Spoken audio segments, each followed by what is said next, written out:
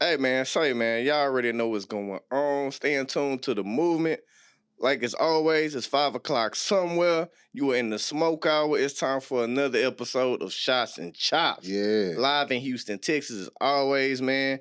We representing. Be sure to follow the Big Propaganda Wrestling Podcast Network on all social media platforms, Spotify, Instagram, Apple Podcast, Twitter. Hey, man, We everywhere, man. everywhere, So just man. make sure you tune in with us, man. We're going to let y'all know what's happening. Mikey, let them know what we got going on. Hey, man, we got a lot going on, man, here with the Big Propaganda Wrestling Podcast Network. Hey, man, shout out to the crew, man. Shout out to the Tag Champs Podcast.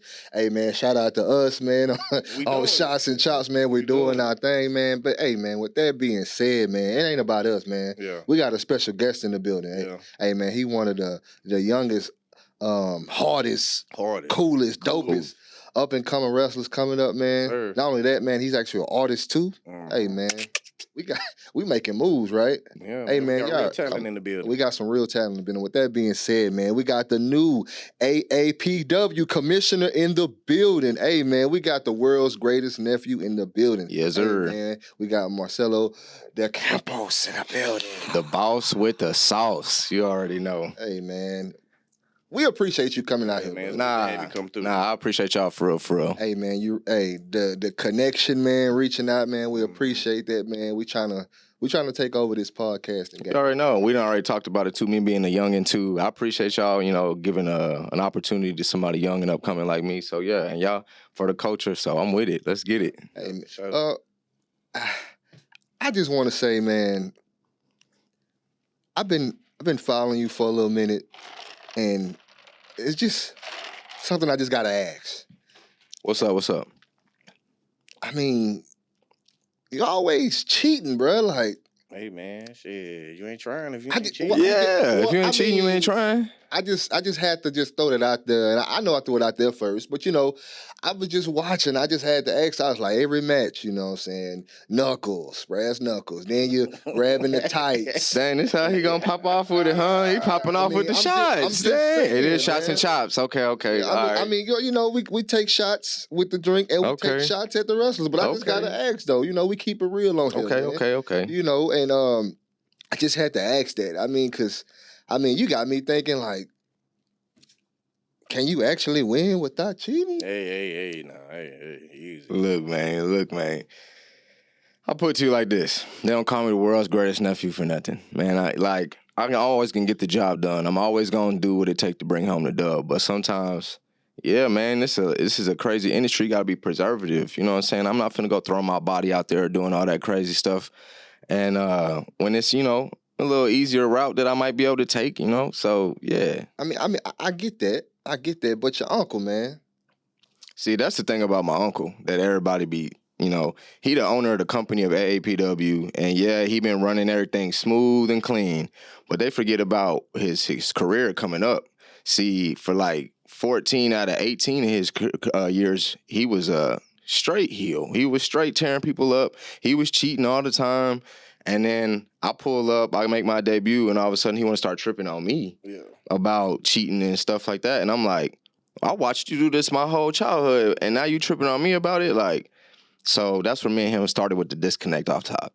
But he's just trying to see, can you win without cheating? Like I'm trying to see, man. Oh, my God. I'm just saying. Bro, first off, the knuckles. Why? Why not? Exactly. It was for a championship match. You know what I'm saying? Like, I'm not finna just throw that away. Like, so yeah, I had to, man, and it's rough out there, man. And everybody don't know how fast and everything it moves. Sometimes you gotta do what you gotta do. And then your uncle keep restarting the match because you keep on cheating. He trying to see you become a good fighting champion. That's bullshit. That's what I'm saying. Like, at the end of the day, like what you said, if you ain't cheating, you ain't trying. And let's just say, I'm trying. You know what I'm saying? So, gotta do what gotta do. You say you're trying, but I call it cheating. Let's move on. Anyway, we're gonna move on. Yeah. First off, man, let the people know who you are. Well, like you said, it's the world's greatest nephew, Marcello De Campos. I just started doing wrestling in my career. I just made my debut at AAPW. And in these just few months, I done started from the bottom, now we here with it. Yeah, I mean, I ain't gonna lie, that is true.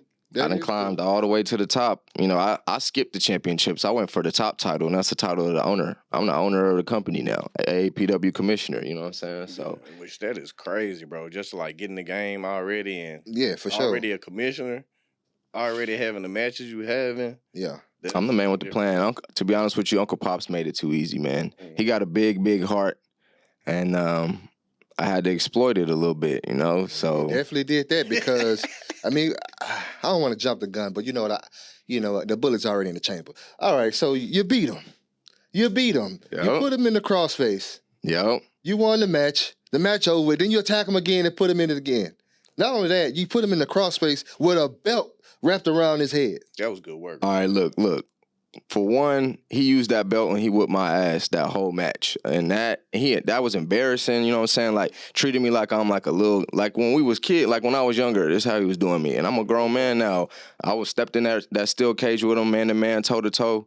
And he gonna whip me with a belt in front of everybody. Nah, I'm gonna use that belt. And then when it comes to the crossface and doing it again to him, well, he kept interrupting in my matches. Like, I'm not finna just let it go unsaid, you know. Like, I'm about to take my damn bet off in a minute. Please don't. All right, now hold on now. Uncle Pops, I got you, man. But let me move. Let me calm my nerves down. Let me digress. Let me let's switch it up. Let's talk about like some of the inspirations you have in wrestling that made you really want to get into this business.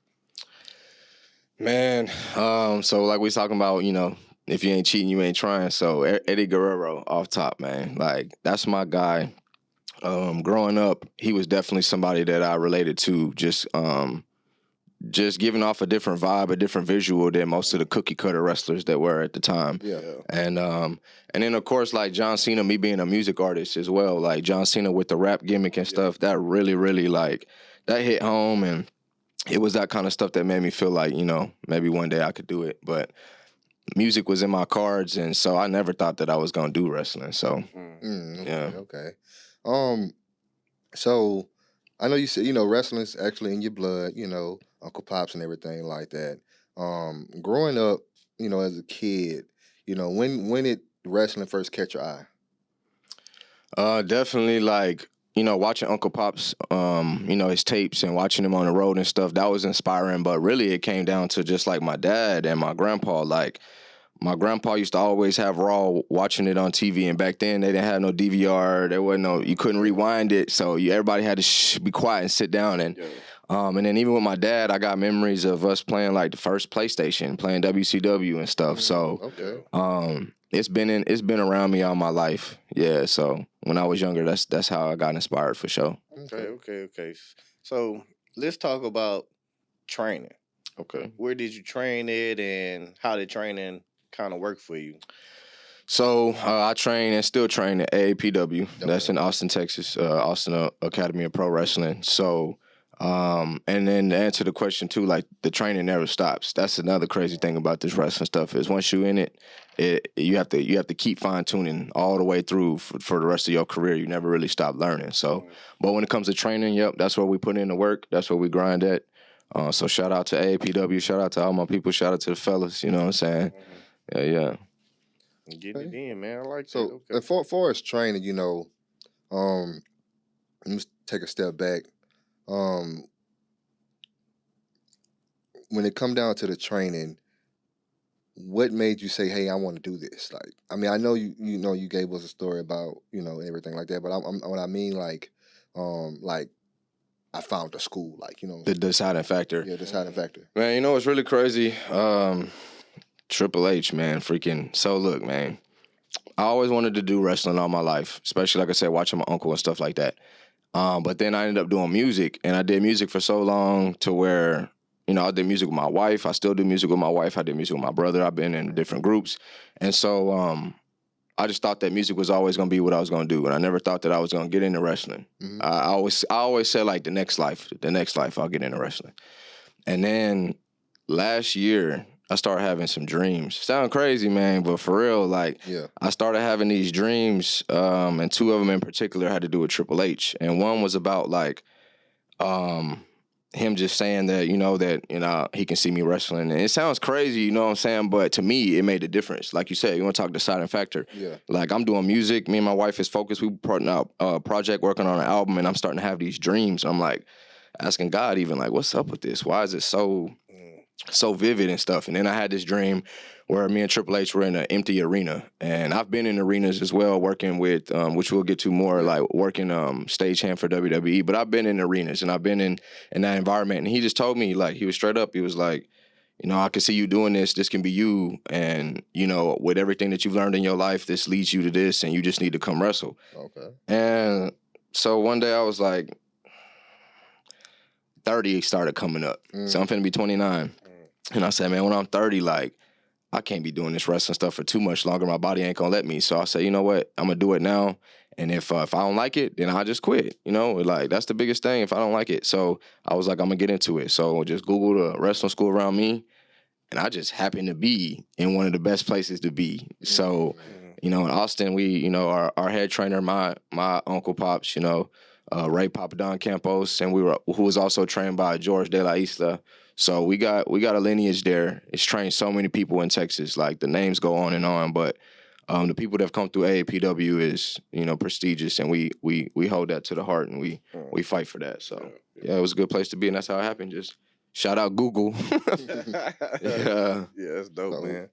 Man, so I want to ask you, like, since you debuted and you've been putting on shows and match after match, what are some aspirations and goals you kind of like set for yourself you have in like the end game of everything? It's crazy. One of the things is I actually learned this from wrestling with my Uncle Pops in the steel cage.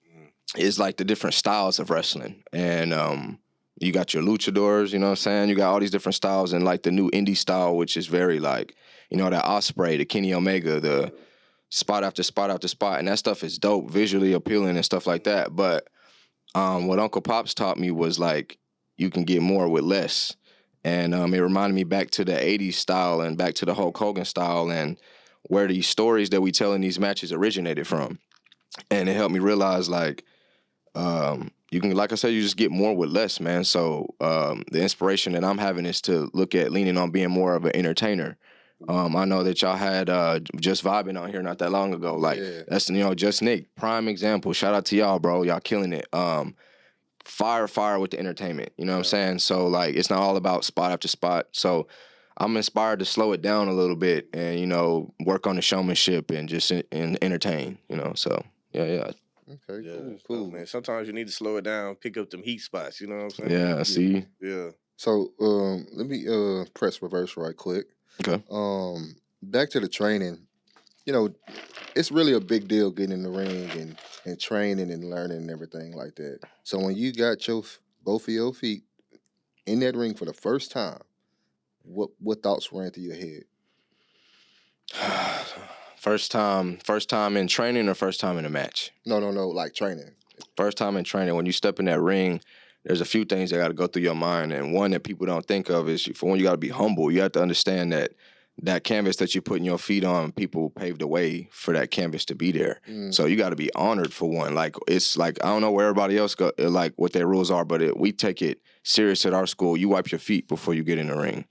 Like, it's it's sacred like that. You're supposed to, respect the ring. So that's one thing that you think of, is to respect it. And then the second thing is, oh shit, I'm in a wrestling ring. I'm in a square circle, like just like I saw growing up, and it ain't the same as a boxing ring, you know what I'm saying? So it's just a different vibe, man, and it feels like home if you're in the right place, I guess. Yeah. Gotcha. Okay. Yeah.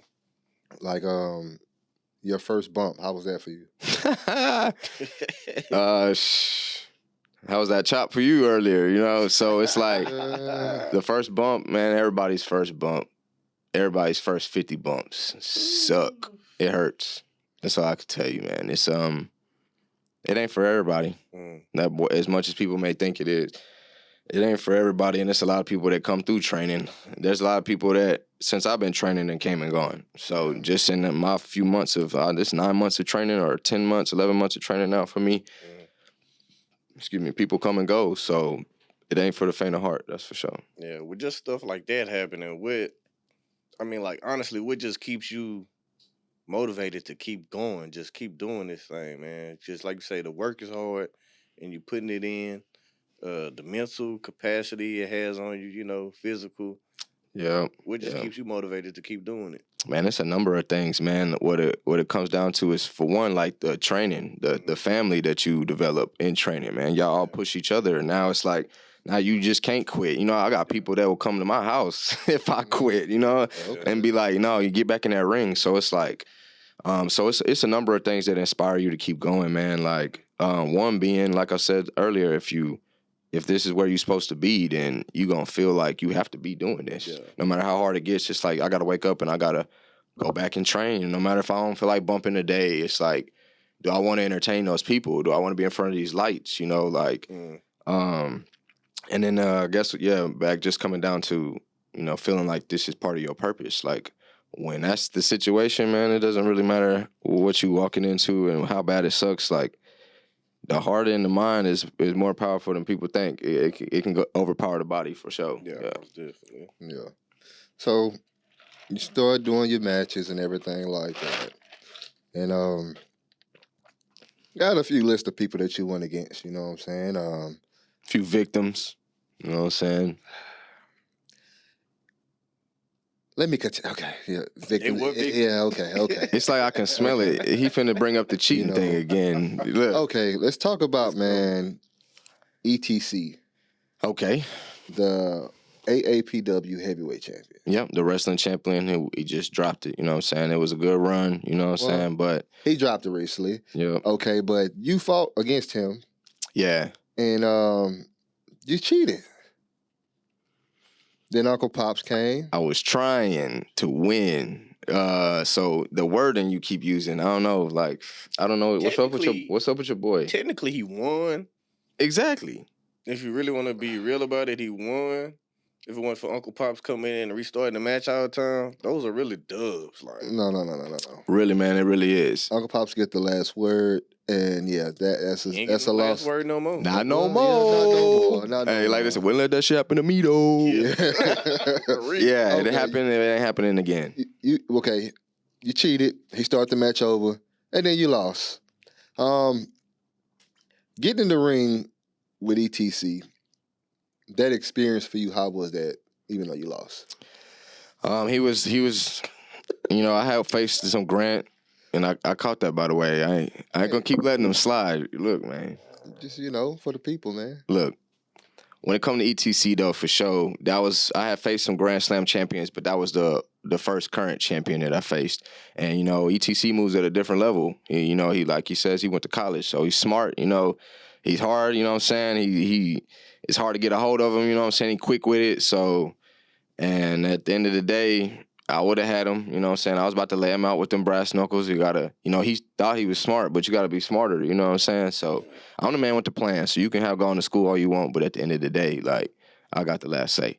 So, I was using them brass knuckles on him, and Pops had to come interfere, man, and he cost me my first title victory, and that's really how we got to this in the first place. That was the last straw that broke the camel's back for me, man. I was like, after that, I need to see you in the ring. Like, he the one made it a steel cage match, Yeah, he did, but it was going in the same way no matter what. He did powerbomb you, by the way. That was awesome. Just saying. Next person on my list. Shout out to Culture Shock, man. Okay, shout out to Culture Shock. Shout out to Culture Shock. Oli Summers. Yep. One of my first opponents. Yeah, how was that experience for you? Well, he definitely introduced me to a different style of wrestling, and that's, like the hugs. That kind of caught me off guard. That was the first time, you know what I'm saying? I wasn't quite used to that style, so he introduced a new style, so that was hard to maneuver around, but other than that, though, yeah, real talk, shout out to Culture Shock. They've been killing the scene, you already know. So it was a pleasure to have him as an opponent. And I'm pretty sure it won't be the last time, so I'll see him again. So did you get the victory? So I actually did roll up Ollie Summers, but Pops interfered and restarted the match. There we go. And so it was a dub, and then he took it away. So look, man, 0-2 right there. Okay, next person. We're going on my list. Okay, Zeke Rose, man.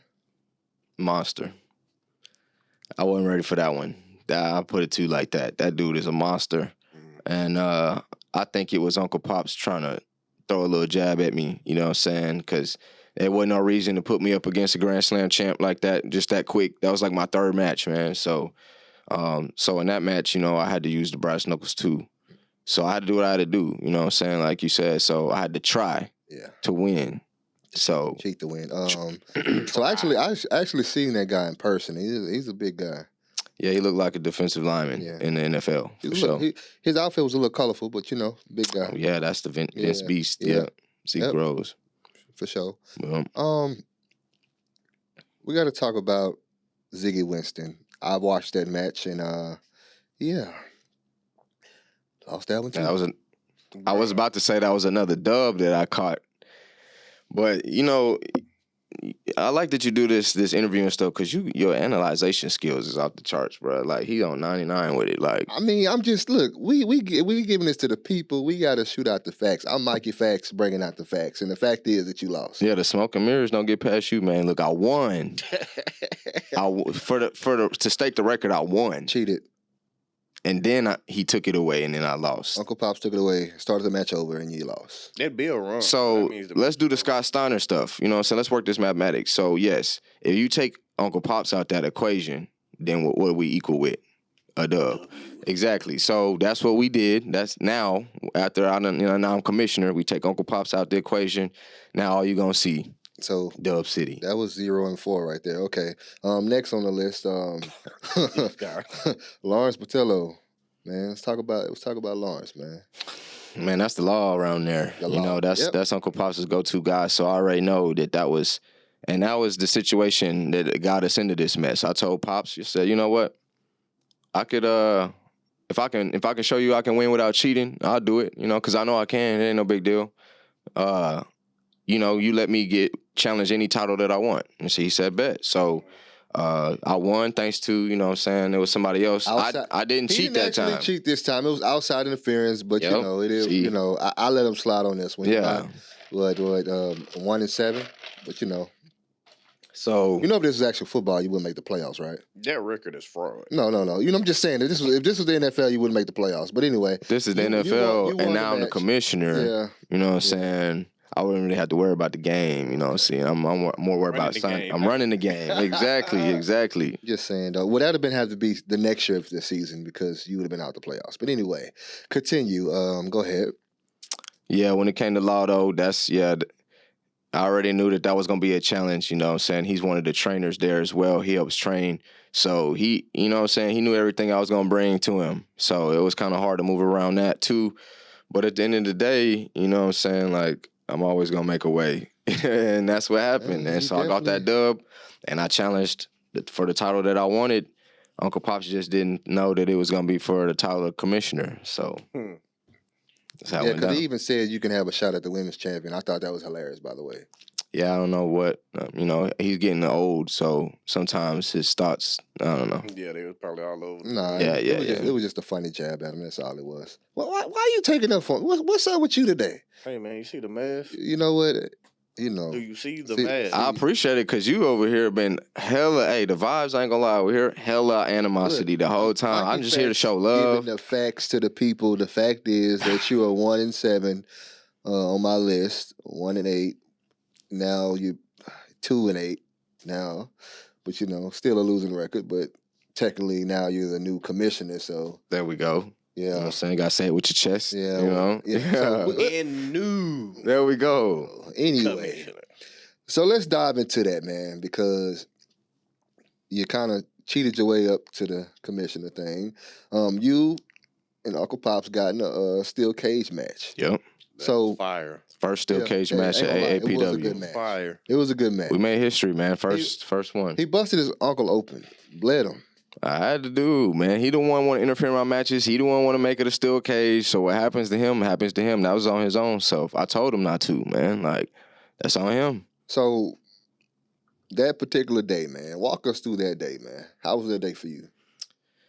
Man, it was, it was a little bittersweet because I knew that I was going up against a Texas legend, a Hall of Famer in Texas. And I knew that he had the experience. I knew that the rest of the people in the locker room, didn't think that I was ready for that, So when it came down to it, I also knew, though, that my career and my future is on the line because if he's just going to keep getting in the way, I ain't never going to get nowhere. But, I came here to make an impact, and that's a factual fact. So that's how we had to make it move. And so I knew I had to catch the dub. I knew I had to find a way. There wasn't nowhere to run. First time being in a steel cage match, like a 7th match in my career already, a steel cage. It's the first steel cage in AAPW history. They've been around since the 90s. So we making history with it. So it was a lot. It was a lot to soak in. But I wasn't really too worried about everything else. I was more worried about catching that dub and being a commissioner and taking this company to the next level. Like you said, it's a new era. It's a new age. New sheriff in town. Yep. The boss with the sauce. So, I went in there just knowing that I had to catch that dub. And it's a shame. Like I said, it was bittersweet because it was unfortunate that we had to ruin all the rest of the family reunions going forward. You definitely did that. You know what I'm saying? Like, I ain't going to be able to ask for the mashed potatoes no more without them talking about that crossface. And so I knew that was going to be bad. But to quote my favorite rapper, Lil Wayne, like they say, sometimes you got to leave the La Familia behind the millions. You know what I'm saying? So, okay. Well, right there. I saw the match from the beginning to the end. You can't lie, that crossface was immaculate. Yeah, he put him in a crossface, but he had back surgery, so I knew if I tweaked that vertebrae a little bit. Reconstructed neck surgery, man. Like that was crucial, bro. Like, you proud of yourself? Look, he should be. Look, I'm just saying. He's the commissioner. I'm not really proud by the means, you know what I'm saying? But you shouldn't be. But at the end of the day, you got to do what you got to do. If he wouldn't have been, like we said earlier, we had to mix the equation. Before we just took Uncle Pops out, all dubs for me, and that's how it was gonna be. So, we had to get him out of there, man. I had to do what I had to do. It was ugly, you know what I'm saying? It ain't always gonna be pretty, but it's always gonna be that W though. Yeah. So. That's all that matters. I got a question for you. Yeah, man. Yeah, let's chop it up, man. Get away from this negativity. Yeah, my God. Now that you are the AAPW commissioner, man. Yeah, I like how you say that. Big time. What are some of the plans and things you want to do? This is your world now, man. It's your era. You got the control. So how you gonna make this whole thing just? At AAPW, like I said, Uncle Pops, he got that big heart. And so, not to say he's biased or anything, but, there's some guys around there that deserve a little bit more, you know what I'm saying? That, just because they may not be looked at, just because they try sometimes, they get looked at a certain way, you know what I'm saying? So let's translate that. When he means try, he means cheat. Okay, no, continue. I mean, try to win, do whatever you got to do. So, yeah, it's some people around there, you know what I'm saying, that I got my eyes on that deserve some opportunity. And I feel like just the range of those type of people can elevate AAPW. I got investors on the line, man. We already making money moves. We finna be on Roku, and that's for real. And that's for real. Yeah. That's exclusive breaking news. We finna be on Roku. Yeah. So we ain't playing games, and that's because Commissioner Marcello, the boss with the sauce. Already making big moves, man. Exactly. This is the new era. That's the new era. Yep. See, man, I deal with this negativity all the time, man. I don't know. Now I see why he got the mask on. He just got to keep it inside. I see. Don't be fazed by none of it, man. So, man, he get a mask and start acting brand new. I am new. Oh, my. New Lucha. That's what I am. New Lucha, okay. But let's talk about the WWE. Yeah. You said you did some work over there at WWE, a little gig, man. Tell us about that. So, yeah, I used to be a stagehand at the Austin Convention Arena in Austin. So each time that I done worked like all kinds of like music artists like Drake, Kanye, man, like the list goes on and on, like Stevie Wonder, like so many names. Man. But WWE would come through too. And so we basically set up their shows and stuff. I'd have to like set up the ring, and we put together the LED walls and all the lights and stuff like that. So that was a cool experience because, you get to see the behind the scenes all day. Yeah. And you get to see, like some of your favorite people that you never thought you'd see in person. It's like, but for me, it wasn't really like the starstruck thing, and it maybe because deep down inside I knew like I belong around that type of stuff anyway. So, no, but yeah, I got to meet a lot of cool people. I talked to John Cena. You know what I'm saying? I asked him if he still did music, and he was like, do you still rap? Because since I do music, I was like, you rap still? He was like, nah, I just play a little piano. I was like, all right. Chopped it up with the Usos. They super dope. Yeah. They the real ones, bro. Yeah. Out of that whole building, they real. I chopped it up with man, honestly, and rest in peace for sure. One of my favorite wrestlers and biggest inspirations too, Bray Wyatt. So I got to chop it up with Bray. Yeah. They were watching like WWE does tryouts sometimes before the shows, and so we sitting in an empty arena, and we're not supposed to really talk to them anyways, but something about him just felt approachable. He was a real one. He was down to earth like that for real. And so I just walked up to him and I started chopping up with him, and he's like, come here, sit down. So we sit down, we start chopping it up, and I told him, man, I was like, what you doing is next. I didn't want to mark out on him or nothing like that, Yeah, so like, but I wanted to keep it real with him. I was like, on your level where you are, I don't know if you get to see what you really look like to the rest of the world. But I was like, but I'm on that side of the fence, and let me tell you what you doing, you killing it. And you're going to be in the Hall of Fame one day. And he told me too, and this is the craziest thing that it still makes me, I still wonder about it today. He was like, if I last that long, like if I make it that long. And like, in my mind, WWE does all these cuts all the time. So I thought that he meant, like, if he makes it long enough to not get cut or still be with the company. Exactly. So, that's really how I thought about it. I never really would have thought that it would have been something that he would have meant it in a deeper way, So, rest in peace to Bray. That's my guy for sure, man. Even if it was just that one experience, that experience touched me, and I'll never forget it. So that's the kind of stuff I think of when I think of, working with WWE. I actually met my wife at a SmackDown event. Oh, that's pretty dope. Like the first time we met in person, I was carrying the carpet for Miss TV. And I'm like looking up in the stands trying to see her, and she's waving. I'm like, what? It's my wife up there. Okay, that's pretty dope. Yeah. Okay. Yeah, so it was a cool experience, man, for sure. That's what's up. Shout out to my boy Nick Dahl.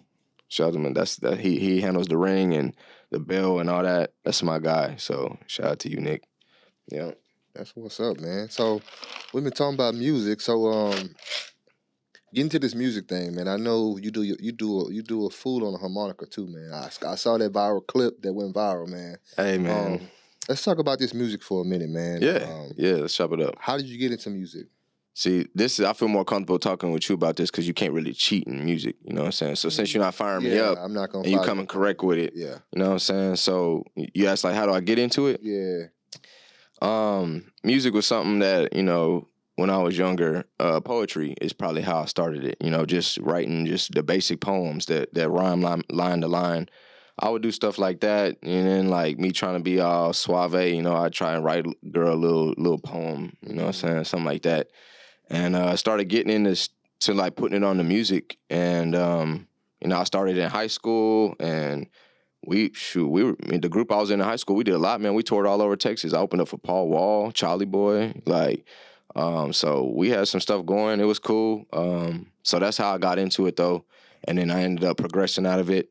Me and that group broke up and ended up making music with my brother, and I still do music with my wife. Me and my wife done performed in Atlanta. We done been on the news in Austin. Like, that's dope, man. So, shout out to my wife, so we be killing it too. Any albums or EPs, anything you got out? We definitely got music out. We recently rebranded, so our name is different. But yeah, AM to PM, you could check out me and my wife on there, formerly known as Yin and Yang.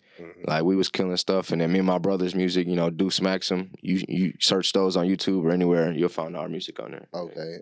Speaking of finding you too, my bad, bro. But speaking of finding you, can you let the people know your social media and everything like that? Yeah. So definitely on my wrestling page, worlds.greatest.nephew. That's on Instagram. And all the other social medias, you can find me under GQ, GQ Jackson, GQ808. That's my personal pages where I post the music and the wrestling. So that way you can see a little bit of both worlds. Okay. Yeah. Okay, I want to know more about this harmonica, man. Where did you learn how to play? And you know what I'm saying? What kind of got your passion for that instrument? Man, it's crazy.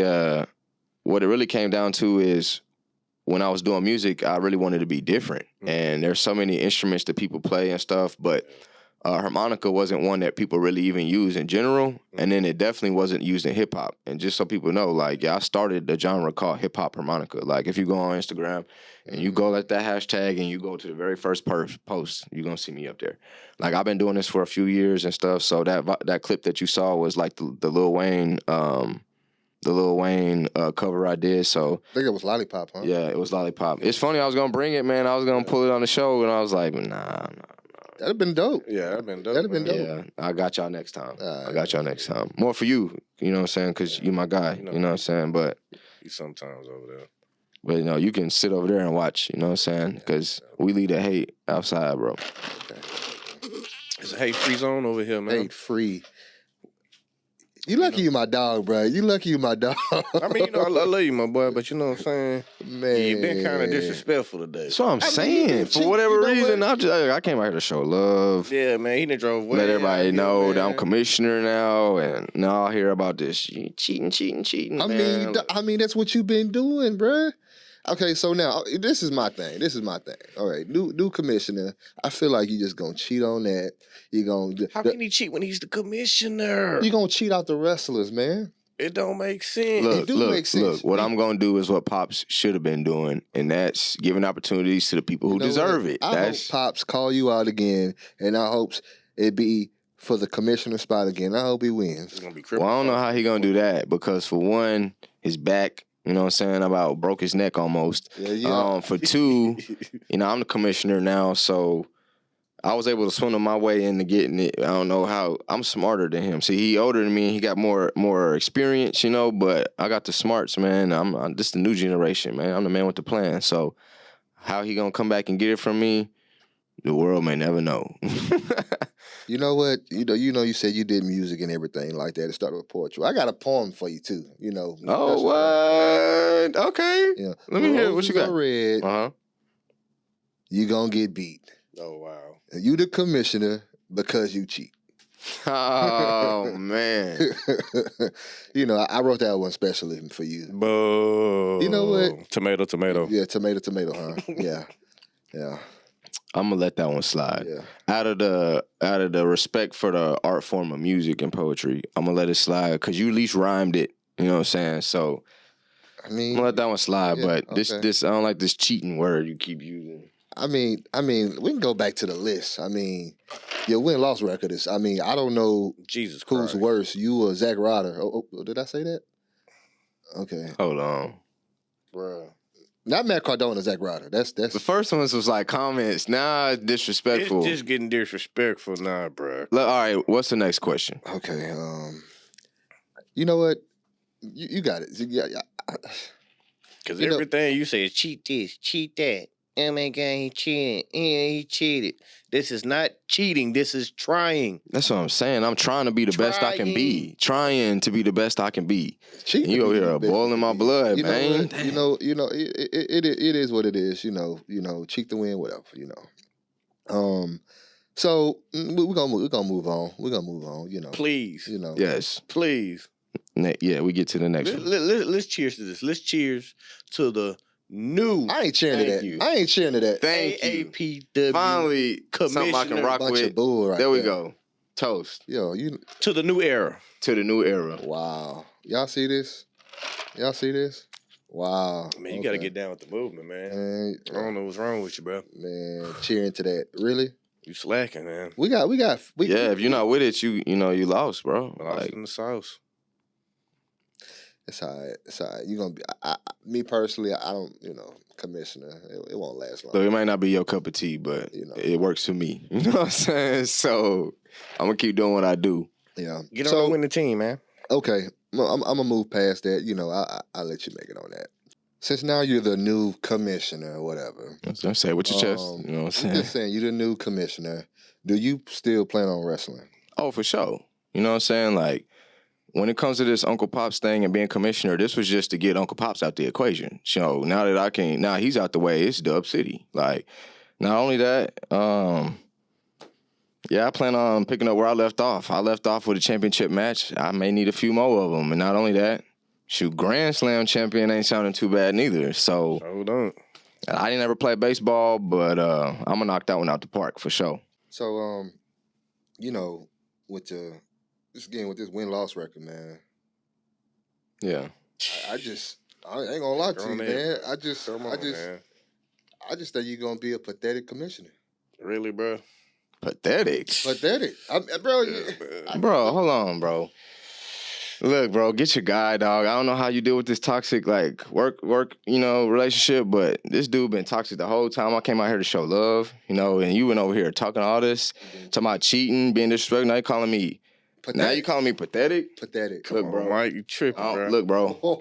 I don't fuck with all that, dog. I'm just letting you know. I gotta let you know. Okay. I ain't with all that.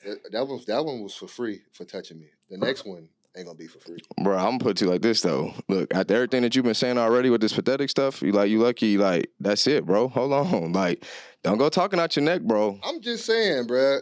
Look, you gonna have to get your guy, dog. You being a commissioner, it's gonna suck for everybody else. I think you're gonna be cheating, pathetic. All right. Look, I told you about Yeah. this. Calling me pathetic stuff. Look, bro. If you got a problem, you can say it to my face. You gonna have to too close. Look, hey, you gonna have to get your guy, bro. Look, just let's chill. crazy. Let's chill real quick. You know what I'm saying? Let's rethink. You know what I'm I saying? don't know who else you be having on here, but I'll be playing that, bro. I'm commissioner, dog. We don't. Yo. I stand on my business, bro. Hey. You over here calling me pathetic, dog. I ain't with that. I'm telling you, you better get him back. Hey, y'all just chill, man. Let's, you know what I'm saying? Look, you gonna be. Think of, look, bro. Look, man. Look, I told you, dog. Don't be putting your hands on me, bro. I told you. Hey. Call me pathetic. Look, I told you. Hey, get your hands on my face. You know what, matter of fact? You can get out of here. That's what you can do. Get your pathetic ass out this goddamn show. This your guy? Okay. Yeah. That's a bet. That's what you can do. All right. That's I got you, though. Yeah, that's what you don't can worry. do. Look, bro. Hey, you better get out my face, bro. Hey, get your boy. Okay. Get your boy. Yeah, that's what I thought. Damn, bro. Yeah. No, man. No. Hell no. Hell no. You're supposed to be professionals. You're tripping. No. Fuck, man. Damn, Mike, you tripping, bro, dog. That's how I guess, man. You gotta be professional. No, man, I don't care about none of that, man. It is not my fault that old boy is pathetic, man. Pathetic. Oh, shit! I'm pathetic. I told you. Come here. Yo. Chill. Go to sleep. Chill, bro. Chill. Go to sleep. Man, get off him. That's it. That's enough. Chill. Damn, man. Boy, watch your mouth. I told you, calling me pathetic. This is Marcello's house, boy. Mike.